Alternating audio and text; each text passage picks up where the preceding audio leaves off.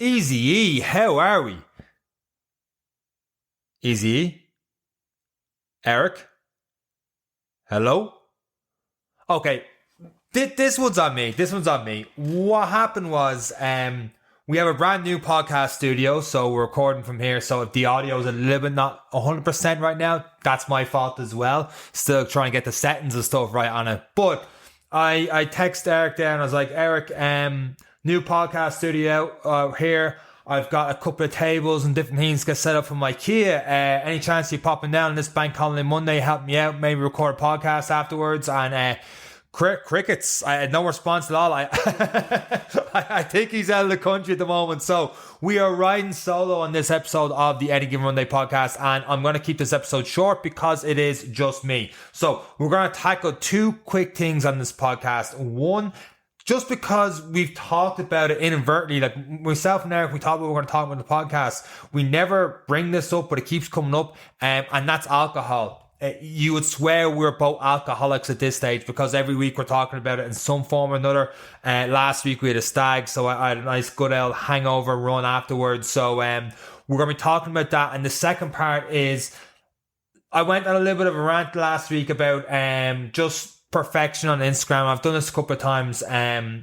Just people talking about the perfect life is always on social media. There's never anything wrong with the lives on social media. And all of a sudden you hear elsewhere afterwards, and things are always altered and different things like that on it. So I did a podcast before on my own podcast, the Coach Seán podcast, about my own failures in running, my biggest running mistakes. So the second half of the podcast, to be perfectly frank, is just literally going to be a rerun of that. I think it's only like 10-15 minutes, but I talk about how I get into running and the mistakes I made in my running, particularly second marathon. Some of them I've talked about before on this podcast, but it might just give you just a little bit more of a fresh perspective on where I'm at in my running right now. And to be honest with you, just before we get into these two topics, I think I kind of need it. So if you saw the Any Given Training Day Instagram this week, Eric's doing great. He's working towards his triathlon now at the start of September. I think he was down in the Greenway doing cycles and stuff like that down there. So he's getting a good bit of running, swimming, cycling. He's getting into the swing of things.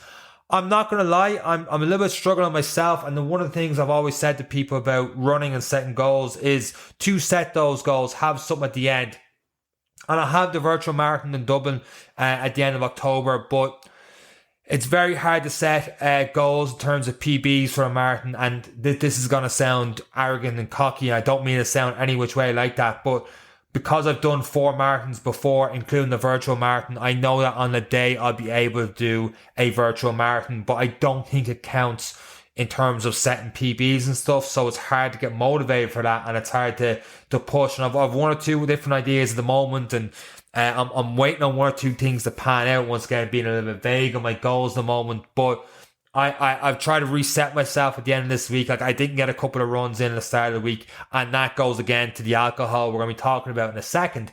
But I didn't get a lot of runs in, and then Thursday I was like, I need to do something. I need to do something now. So I got a run in Thursday, Friday or Saturday, and I got my long run in on Sunday. No headphones. I was delighted myself. I got a run in with no headphones. It's very hard to run with no headphones, but the mind just wanders.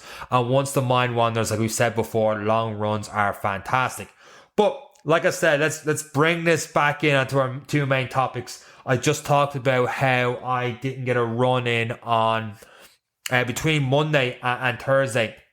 Here's the thing, we talked about it on the podcast last week, having a few drinks, myself and Eric were down the country, a few others last weekend in Galway, and had a few drinks and whatnot. I had my hangover run. There's no two ways of putting it. I had a hangover 11k run on the Sunday evening before recording the podcast with Eric. Got out, got a little bit in, feeling dead dog tired, but I actually didn't feel too bad doing the run. But the problem with it was that it caught up to me the next day or two, and probably up in the Thursday, nowhere near 100%. Is it excuses? Yes, 100% excuses. But if you are feeling tired, that's when those excuses are going to beat you. They're going to creep in, they're going to beat you, and you're going to take, you know what? Don't need to run today. This and this coming on, and all these other excuses that never affect you before, but because you feel like just too tired to motivate yourself and go, then they can start affect you, and you're not going to run for, a day or 2 or 3 and just feel bleh.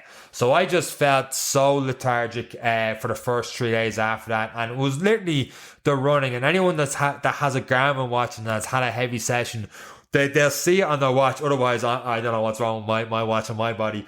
But I'll always see my run was affected by poor performance, and my recovery time goes a lot longer. So when I talk about alcohol now in a minute, bear that in mind that half of this is the mental reasons behind it. So, we could talk about, how it affects the body and all the rest, but I think it just affects you just as much mentally and your ability for decision making and what to do, because when you're tired, that's when your good decision making starts to wane, starts to drop. And we've talked about this before in the podcast, even as far as, some of the elites have their set clothes each day, so don't waste decision making on what clothes and stuff like that to pick. And as the day goes on, you get more tired from there, and it's harder to motivate yourself to do things. And that's why we've been a proponent of going out and trying to get the early runs, especially on the weekends, so that as the day comes on, you don't have that facing you, that ahead of you going, oh my God, I've got intervals or whatever it is to do as the day progresses. And for some people, that's just not possible. It really does depend on getting those habits and trying to stick to those habits. But those habits go out the window when alcohol is involved. So before I go a little bit further into this, I know I keep talking about building into talking about alcohol and then pulling back about something else. The caveat here is I like a few drinks. I had a few drinks even earlier on this evening. Probably shouldn't be saying that, but we had a Sunday roast and a bank holiday Monday, so 1 or 2 glasses of wine was had. As I was setting up this podcast studio I'm in right now, that was had. So I'm not going to say that someone never not drink. That's a double negative, so that's 2 drink. Anyway, I'm never going to tell anyone not to drink. It all depends on you and your goals. So we're just going to talk a little bit about how it might affect you. And the first thing I want to do to talk about how it might affect you is I saw a post today. In terms of nutrition, one of the best people to follow on Instagram, in my opinion, is at BioLane. So at BioLayne. He's just phenomenal. Now he cuts straight to the point on his nutrition talk, and he's very stubborn's not the right word. He's very blunt. He's very blunt on what he says and how he says it. So, if you're not a fan of that, he might rub you up the wrong way, but his nutritional knowledge is just exceptional. So if I'm ever looking up different things in nutrition and I want to challenge my different kind of views, I look at him, and 99.9% I do agree with him. So he did one on alcohol. So I'm going to post this up in the comments. In the description of this podcast, so you can have a look at it yourself, because he's going to explain it a lot better than I ever will. So we're quickly just going to go through it. And he talks about enjoying a few beers, like myself, can't complain. He's got a couple of different slides on it, and he talks about one of the chemicals in alcohol, ethanol, and it says the toxin has negative effects on various tissues in the body, which can result in various diseases if you drink too much. But he says here, similar to fat, alcohol contains 7 calories per gram, making it calorically dense. That's a big word. Anyway, there's a lot of calories in it. So we know with carbs, you've got 4 calories per gram, same with protein. And when it comes to fat, it's 9 calories per gram. Alcohol is very high as well, and 7 calories per gram. And he goes on to say that a review summarized the findings of 12 different studies looking at various performances, physiological changes following indigestion of alcohol after resistance training, and the results come into increased levels of cortisol, that's stress, decrease in testosterone, so particularly if you're male, you're not going to have that extra strength gains, decreases in amino acids and rates of protein synthesis. So basically when we do protein and the building blocks of the muscle, that rate is reduced with the more alcohol you consume. So he goes on to say at the end of it, to limit yourself to no more to 4 drinks at a sitting for a lot of people. Obviously that's not for everyone because the size of the person and tolerance comes into effect, but that's just a rough guideline on that. He's got a couple of pretty cool slides on it, but once again, it's in the description. And the interesting thing is how high alcohol is in grams per for calories per grams at 7. And because you're gonna have a fair few drinks, or 4, 5, 6 drinks, whatever it is, I also find the knock-on effect afterwards. So I remember being back in the college days where you're probably drinking a lot more, and you're probably pre-drinking a lot more as well. But it's what you do after that you don't think of. For example, when we used to leave after a night out, 2, 3 o'clock in the morning, wherever it is, the lads would always go across the road and get a garlic cheesy chips and a battered sausage or a burger or whatever it was. I was more of just an ice cream and muffin guy. Don't know why, don't ask. But the point is, having garlic cheesy chips are nasty. I don't care who I offend. I know if Eric was here right now, he'd be bashing me over saying something like that. But they're nasty, especially when people are drunk eating and Anyway, that food, you probably wouldn't have had that food had you not had a fair few drinks afterwards, because you probably had your meal before coming out. So that comes into play. And the next morning, what food you normally eat before going through routine, you might feel hungover, you might feel meh, so you might go across the road to the shop, whatever it is, and get yourself a breakfast roll. So all those extra calories in that breakfast adds up. So it's not the alcohol itself, it's the decision making afterwards. And like myself talking about how it takes me a couple of days to recover, and I'm probably worse than most people. Like, I need my 7-8 hours of sleep a night. If I don't get that, I feel myself starting to switch off straight away, where it's in work or afterwards, and just my decision making, I notice that big drop. And maybe I'm just need to man up, for a lack of a better phrase than that, but I know that's just the case with me. But with the alcohol, you just need to realize, okay, there's going to be changes here, just the extra effects on afterwards, rather than just, okay, I had 4 pints or 5 pints, whatever it is, that's it. It's like, what was the decision making afterwards? Did you have a lie on the next day? How did you sleep? For some people, they think they slept great because they go home and they just pass out. But the body doesn't relax, whatever, the heart rate doesn't go down, and everything else that goes with it. And like I talked about earlier, when it pops up on the watch, it always says, and I might sleep through, I might think I slept like a baby, but that watch would tell me otherwise, and I feel it otherwise. It's not like I go off like what the watch says. If the watch tells me I need 54 hours of recovery, like it did yesterday after my 20k run, I'm not going to listen to that. I'm going to go out for a light recovery run the next day, and do a little bit of training from there, because I'm not going to take, last week it told me 70 hours, something like that, or 2 weeks ago it told me 70 hours after a run for recovery, not to do anything. I'm like, I'm not going to follow that. But in this case, with the poor performance over sleep for the alcohol, I know that's true because I can feel that's true. The other side of alcohol is the so-called benefits of alcohol, and I've actually done a blog on this before. I might put it in the description, where if you Google red wine is bad for you, you'll get all these articles about how red wine is bad for you. If you Google how red wine is good for you, you will also get all these articles about how red wine is good for you, and sometimes from the exact same publications as well. So it's all clickbait out there. So I mean, in a small amount, you could argue maybe, there's some things in red wine that's good for you, and a glass here and there is technically good for you and healthy for you and all the rest. But I'm not going to sit here and tell you alcohol overall is healthy for you, because if fat loss is your goal, we just heard earlier about that 7 calories per gram. That is a lot, and that will add up. It can also make you dehydrated as well, which obviously is not good for running. So I think I've hit enough on the alcohol. I'm not going to stop drinking alcohol. I had a few drinks, hanging out with a few people, and doing all the rest. But you will hear some people saying, I had a couple of pints last night and I had my best run ever the next day. The science doesn't really back that up. You may just had enough training that you got away with it that time, but if you keep doing it over time, you won't get away with it. And it's like everything else we preach in this podcast.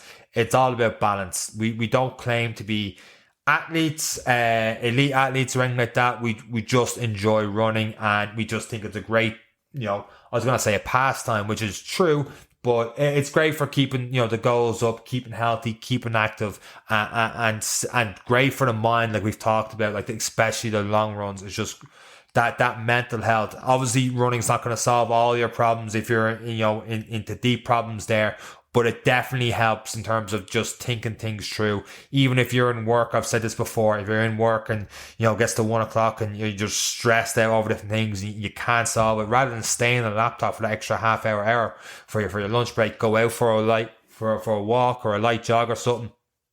And you'll come back to that with a fresh set of eyes and you'll feel much better. And a lot of the times you're able to solve those problems from there. So that's pretty much my quick talk on alcohol there. Hopefully there's some benefit there, or just some ways really of just thinking about, okay, what I do, how does it affect me in other ways? I think that's the big takeaway from alcohol in terms of my mistakes, is that I might get away with it on the night. The next day I might feel alright, I might get a run in, but then I notice after that, then as it heads Monday, Tuesday, Wednesday, I just feel meh, and it's so hard to catch up on the week from there. So maybe that's the case with you. If you think back on it, that could be it. With that said, thinking about my mistakes, what we're going to do is I'm going to throw on the second half of this podcast is going to be talking about my running mistakes, and a lot of it is mental as well as physical. So if you have different training goals and stuff, this hopefully may help you out, and you may take one or two little nuggets from going, you know what, I need to apply this, or that idiot made a stupid mistake there. How did he ever make that mistake? Everyone should know a lot better. Hey, I made those mistakes and I own up on them. And that's what we talk about in this podcast. It's just a case of sometimes everything doesn't go smoothly, everything doesn't go perfectly, and there's absolutely nothing wrong with that. So with that said, guys, hopefully, I know Eric isn't here this week. He'll be back next week. We are working on getting more guests to the podcast throughout August and September. So hopefully we'll start building up on that more. And right before I just pass you over to the second half of the podcast, will just be a recording. I just want to say once again, thank you for listening to this podcast each and every week. And that is pretty much it for me from Seán. Enjoy the second half of this podcast. Take care.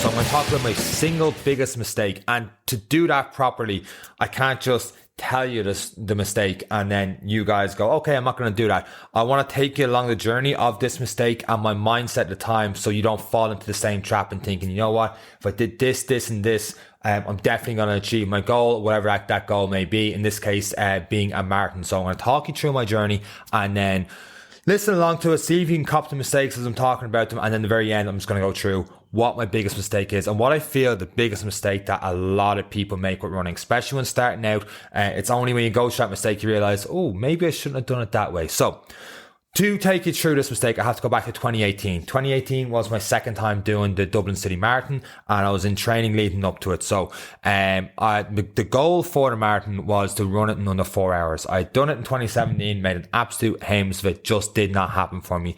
Just an awful day in the day, a lot of things going on. I'm sure I'll do another video. I haven't done a video before on the 2017 marathon, so I don't really want to harp on about that one. So 2018 marathon, the goal, under 4 hours to complete it. And to me, it just seems like a great goal to have under that 4 hour mark. I think at the time, looking into it, the average for doing a marathon was 4 hours and 5 minutes. So having the ego that I have, I wanted to be above average. So that's where 4 hours came from.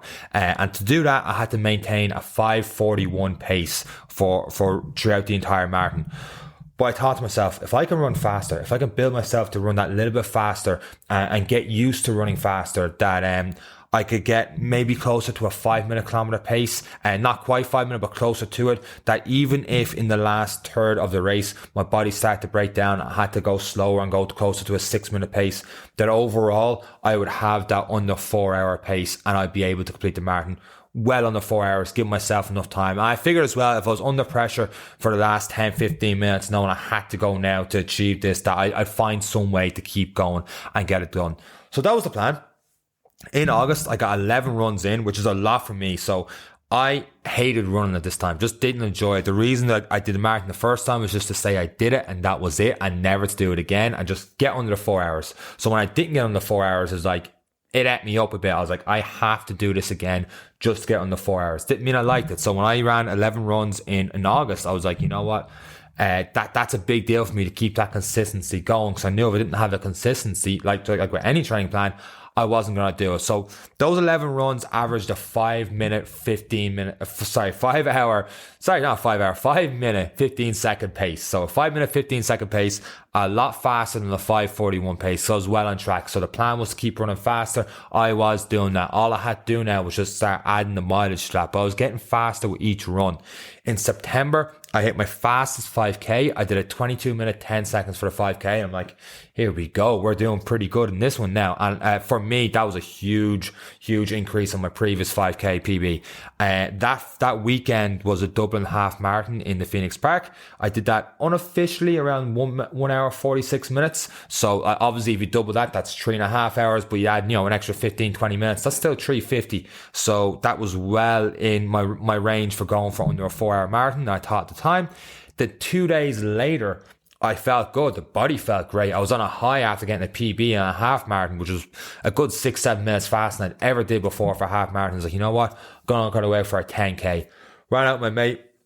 My mate was behind me. He was like a dog chasing me all the way through. So I had pushed me on a lot further, and I hit a fastest 10K unofficially on the Nike Run app of 46 minutes? I think it was 46 minutes, but the pace was a 4 minute 38, 46:10 I think it was. The pace was a 4 minute 38 seconds. So I'm like, here we go. I'm able to run a 4 minute 38 second pace. I know it's only over 10K, but even if I slow down and eventually get to that, sub 6 minute pace, by the time I get there, I'm going to have a load of time saved in the bank to get under that 4-hour marathon. And I was really confident, if not cocky at this stage, where I was definitely going to get under 4 hours. And that's, like I said, that's a full minute faster than my marathon pace. So this is brilliant. I had done a total of 9 runs in September, but they were getting fast. They were getting longer. I had nearly 120 kilometers throughout that run in September, going back to not being a runner. Pretty cool for me to get that much mileage in, stay consistent with it, because I normally it was like 4-6 weeks and I'm out. So to recap, the September I got a 5K PB, a 10K PB, a half marathon PB, and I'm a lot faster right now than I am for that 5 minute 41 pace as we start to increase the mileage again. So the training plan's working. Every run I'm running harder. Every run I'm running faster. So I'm getting there. There's nothing that can stop me towards my goal of getting that marathon at the end of October in Dublin. This is where the plot thickens. So hopefully you've spotted where I'm going completely wrong on this one. But I'll just finish the rest of the story and then we'll come back to it. So I broke that half marathon mark for my next run and I did a 27K and my pace was 5:17 for that 27K. Fantastic. I'm still 30 seconds per kilometer under the marathon pace goal. So the plan in that respect is working. However, when I ran that 27K, it was only a week or so after the half marathon and the 10K PB, my body was in bits. I felt something was wrong. I felt the hamstrings. I particularly felt the calves. I felt my lower back. Everything was getting really, really sore.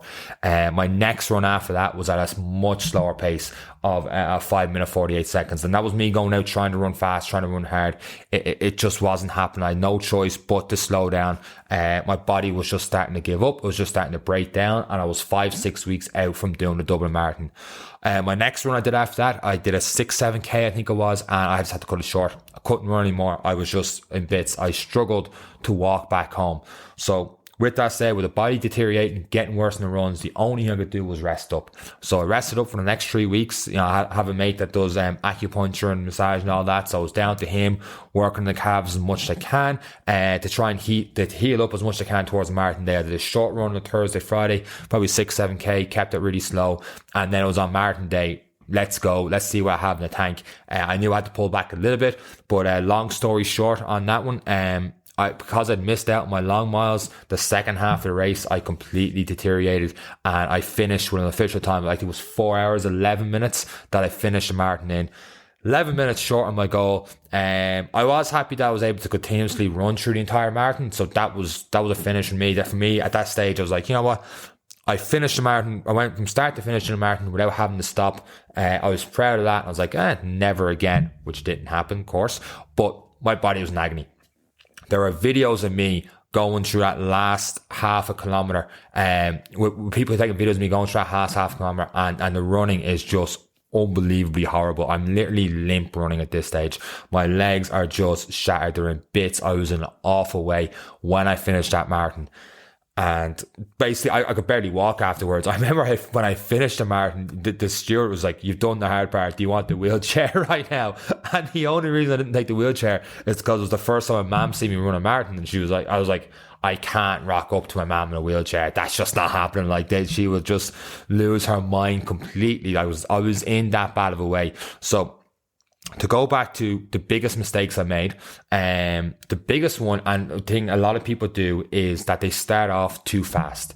You're running way too fast. You're thinking your long runs being marathon pace.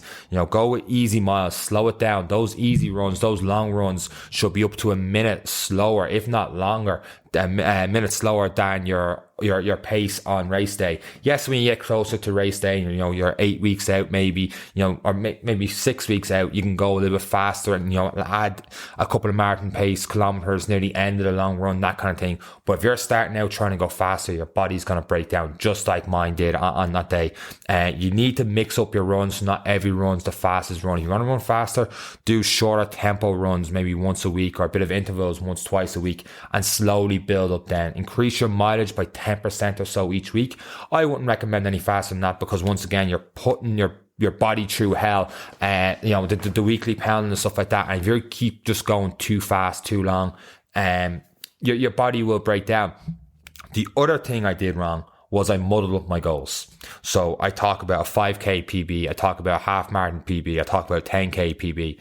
They're all well and good, but that wasn't the goal. The goal was to go for a marathon. So when I did a half marathon, I had no business going for a 10k PB. No matter how great my body felt, I should have went recovery run, build up towards the long run, and that long run the next weekend, slow it down the pace and get more miles in the legs and build up my endurance. I wasn't building up my endurance.